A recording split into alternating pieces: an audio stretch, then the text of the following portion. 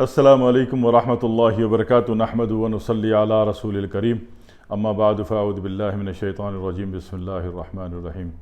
अभी बहुत सारे अहबाब ने गले के मसाइल के बारे में पूरी दुनिया से, पूरे पाकिस्तान से और इंडिया से, बांग्लादेश से, दुबई से वगैरह से काफ़ी लोगों ने बताया कि गले के मसाइल हैं। गले के एतबार से जो है, एक गले में अगर ख़राश की कैफ़ियत है, गले में अगर ख़राश की कैफ़ियत है तो थोड़े से नीम गर्म पानी में अस्पगोल की बूसी हल करके गरारा करते हुए थोड़ा थोड़ा पी जाएं तो ख़राश की कैफ़ियत इंशाल्लाह फ़ौरी तौर पर ख़त्म हो जाती है। ठीक है, और दिन में 3-4 दफ़ा करना पड़ेगा। और सबसे बड़ी बात ये कि अभी पूरी सर्दियों में कोशिश करें कि आपने दूध बिल्कुल भी नहीं पीना। मैदे की रोटी, मैदे का बना हुआ कोई भी चीज़, मैदा सफ़ेद आटा जो होता है, इसकी कोई भी चीज़ नहीं खानी, बिल्कुल नहीं खानी। बलगमी कैफियत, गले पड़ जाएगी और अभी लोग गले से बहुत परेशान हैं। तीसरी बात यह है कि गले के एतबार से अक्सर लोगों को गला बंद होने की कैफियत आ रही है कि गला बंद हो रहा है, थूक निकलना मुश्किल हो रहा है। तो थूक निकलना मुश्किल हो रहा है कि इतनी आसान चीज़ नहीं है, बंदा बहुत शदीद घबराहट में आ जाता है, ख़ुसूसन जिसको लाइफ में फ़र्स्ट टाइम हो रहा हो। अपनी एज फैक्टर के एतबार से वो लोग बहुत परेशान हो जाते हैं, दम घुटता है फिर जब थूक नहीं निकला जाता। तो ऐसी सूरत में जो है आपने ये करना है कि लहसुन का जुशांदा पीना है। देसी लहसुन मिल जाए, देसी लहसुन का जुशांदा पी लें, उबाल के 2 लहसुन डालें काट के, 1 कप पानी में पानी आधा हो जाए, उसको गरारा करते हुए पिएँ। ठीक है, और इसी तरह नमक मिले, नीम गर्म पानी का गरारा करें बार बार हलक का। और दूसरी बात ये कि कोशिश करें कि जब भी चाय पिएं तो चाय के साथ 2 लहसुन की जौ भी उबाल लें।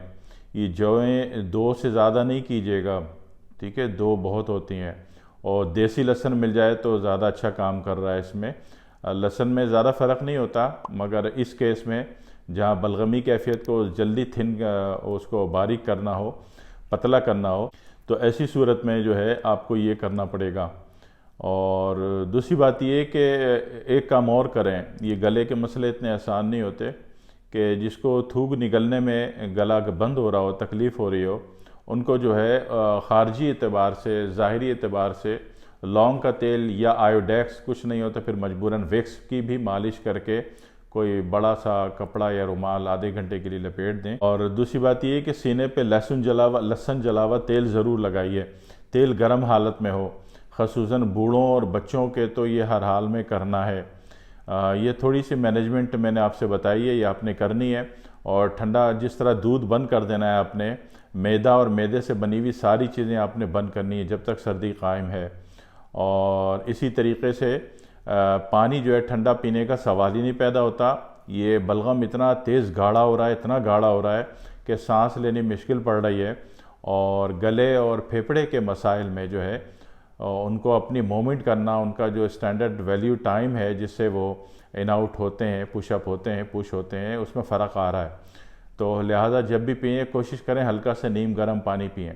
ये नीम गर्म पानी में कोई नई बात नहीं कर रहा, आपके पूरे इंडोनेशिया में, जापान में, आप देखो सिंगापुर में, फ़िलिपाइन में, और पूरा मलेशिया में और वियतनाम में, आप देखो पूरे चाइना में भी कि गर्म पानी पिया जाता है। डायरेक्ट पानी निकाल के नहीं पीते वो लोग। ठीक है, कुजा कि आप मटके का ठंडा पानी पी रहे हो या फ्रिज का ठंडा पानी पी रहे हो, ये हरकत बंद करनी है, वरना ये मसला इतना आसान नहीं है। बंदा बहुत ज़्यादा घबरा जाता है, परेशान हो जाता है और खामखा इमरजेंसी की कैफियत पैदा हो जाती है।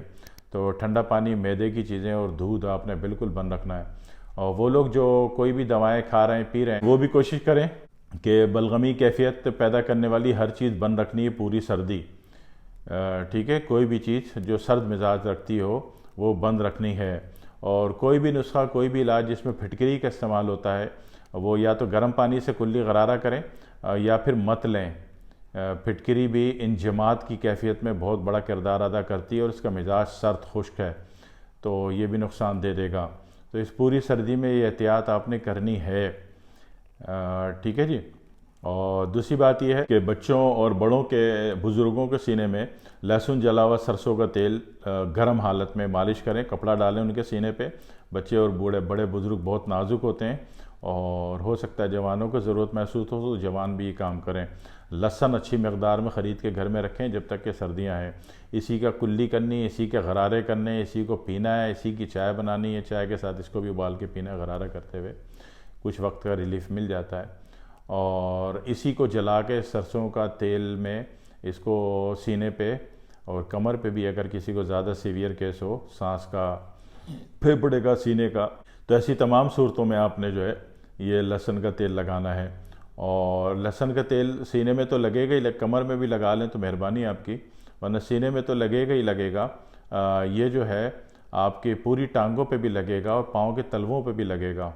और बड़ों और बच्चों को जो है तेल मालिश करके पाँव के तलवे में ख़ास तौर पर सॉक्स ज़रूर पहनानी है, हो सके तो डबल सॉक्स पहनाएं, ठीक है। ये सर्दी कोई आसान चीज़ नहीं होती, इससे आपने एहतियात बरतनी है। और बच्चों को देखें कि बच्चे फ्रिज के करीब भी ना जाएं, फ्रिज की कोई चीज़ निकाल के मुंह में नहीं खाएं। इसी तरह मिठाइयाँ भी बंद करनी है, मिठाइयाँ भी सारी दूध और खोए की बनी हुई होती हैं और उससे भी जो होता है बलगमी कैफियत शदीद बढ़ जाती है। सही है जी। तो गले की जितनी भी तकलीफ़ें हैं ये आपने इस तरह मैनेज करनी है।